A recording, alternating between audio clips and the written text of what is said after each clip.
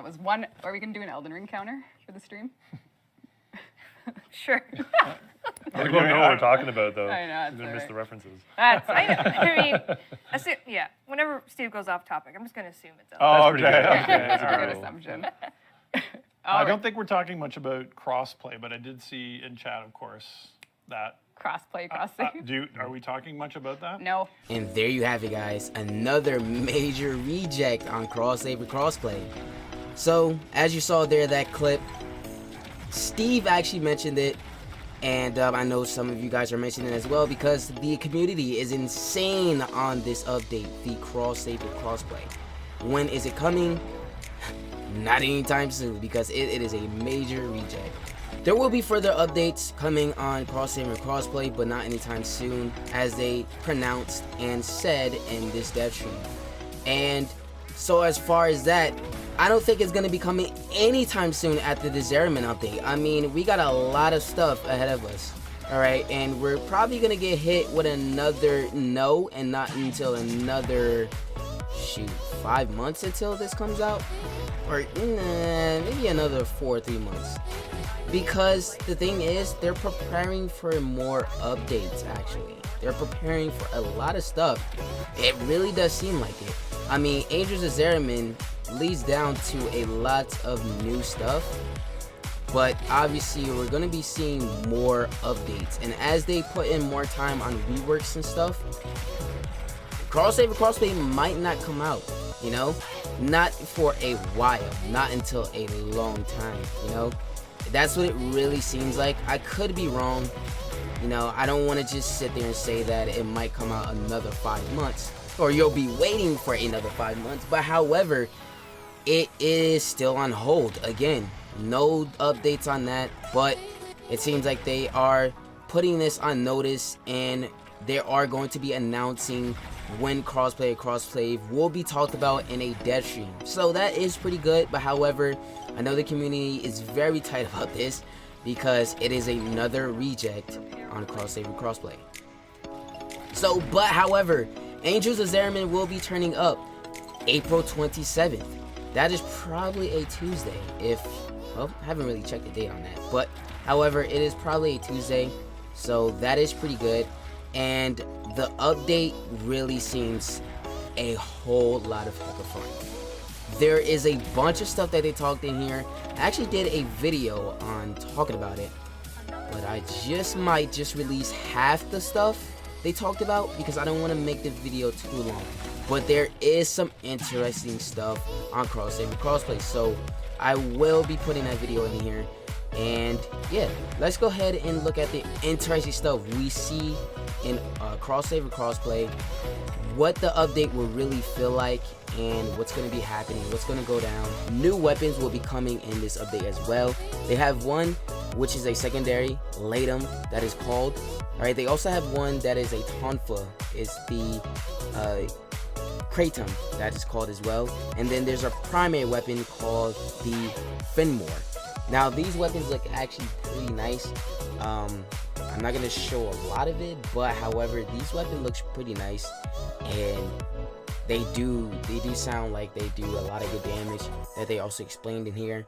And then there's something more actually extensive that we got to add in here as well, because they also talked about an incarnation form. You're going to be able to upgrade your weapon, your new weapons that they add in here, the 3 new ones, and there's more to come actually, but these incarnation forms are basically involving your weapons. All right, you will have a option to add any 3 upgrades on your weapon. Only one though, only one, but you get 3 options. All right, and you can also build those weapons after you have also gotten to put those upgrades on your weapon. So there is a lot to do. I'm guessing there's challenges as well added to this, but yeah, like I don't really know what's gonna be happening, but they sound pretty dope, I'm not gonna lie. So we gotta see what comes down to that. But yeah, this incarnation might be fun, but I think there's a challenge to this. And our new Warframe, Geyer, the new electricity-based Warframe, will be turning up in the new AngelsOfZariman update. And they talked about their abilities as well, or her abilities, my bad, her abilities. And Well, all I'm gonna say is that the first ability does a lot of damage and is a crowd control ability. And then her fourth ability is a critical hit spinning ability, which also does good damage, and what it sounds from that as well. And there's also new weapons that will be coming with Geyer as well. There's a site that they actually show in here, which I probably won't get to, but there's a lot that they talk about. So also there's a new stance that will be coming in here as well. They also talked about that. So we got a lot of stuff coming in. Like, this update is going to be pretty nice with a lot of weapons involved. And yeah, the weapons look really amazing. The scythes look hard. And everything, just, I don't know. I think this might come down to a really good update with brand new weapons, a good damage-based Warframe, and a new stance for a scythe that is going to be extremely fire. So we got pretty good weapons coming in here. All right, pretty dope stuff. Plus the Angels of Zariman update. Now they talk about the reworking of all the school ends. So we got Xenuric, and they talked about one simple thing in here. The best ability of Xenuric, the biggest one, is Energy Dash. And well, now it's called Energy Pulse. This will no longer be a dashing ability. It'll actually be a tap to cast ability, and then you'll be able to have your energy go up. So that's pretty dope about this. There's no more dashing. It's just tap and go. Really, that's pretty much it. I don't know how is it going to be where you will have your allies to get the energy buff as well, but we'll just have to see what goes down with that. But nice rework. There's more actually in this as well, but I'm gonna go talk about the biggest abilities for all of them. But some in here are actually really good reworks. So they're going to be working with Durai as well, and Voice Strike is one of their biggest abilities in this lens, and it is getting a really good rework. Actually, it's getting a big damage buff, right? And you need to go to your operator mode, and the buff is just there. All right, power transfer is going to give you damage on operator or casting speed on your Warframe. So it's called power transfer. That's what it's going to be doing now.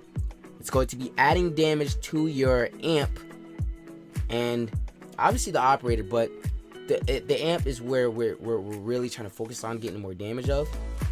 So it's going to be actually a really good rework right there. And other abilities as well in this has gotten reworks, but these are honestly two pretty nice ones that I know.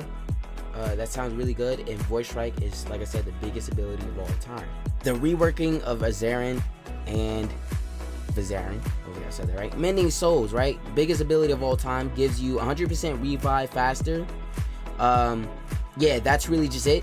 And then after you use your 4 instant revives, you get a really good 100% revive faster for obviously just reviving everyone.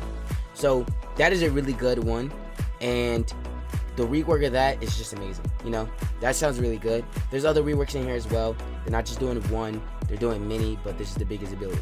Reworking of Yonaru. Alright, Yonaru Wisp is one of the biggest abilities as well. And the Seeking Allies, alright, Yonaru Wisp will be seeking the allies and not having to pick them up anymore. Alright, it'll seek it with a, I guess, affinity thing that they're doing with this. So instead of just having to pick it up, it'll seek you out, and then there you go. All right, this will make it much easier to get this buff instead of having to just find it. All right, and this will be better for your terrorist takedowns. All right, so your eidolons, all that other stuff. This is really, really good. So I am very happy that they're bringing a different playstyle to this. All right. And I feel like the reason why they're reworking this is because, honestly, it's just like, it's supposed to be a better experience for your operator. Alright, we have a weapon that has a skin with it. You're holding a gun now.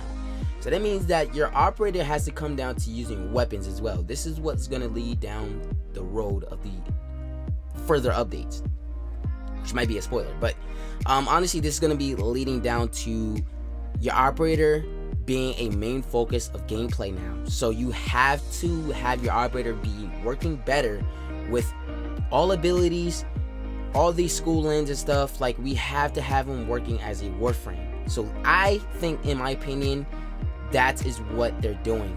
alright, to make Operator more playful and not so much boring. The gameplay for this is actually out of its world. Like, the gameplay is actually really fascinating, looks fun. It will be a challenge, like they said, but however, it looks very interesting, and I'm happy to say that I will love to see this, or love to get to play with this. You know, it's just, there's a whole lot in this update, and it is fun. All I'm gonna say is it's fun. You're gonna be seeing a lot of new cool weapons, a whole lot of new stuff. Geyer's coming, the new Warframe, the electricity base. You guys already know that. April 27th is the update, so get ready. Start prepping, get a lot of stuff you need, because it's going down. It's going down April 27th, and I'm ready. So that is all for this video. If you guys did enjoy it, make sure you leave a like and subscribe if you're new to the channel. Follow me on all social medias and Twitch. Links are in the description. Thank you so much for watching. Love you guys, and I'll see you in the next video. And April 27th is actually a Wednesday.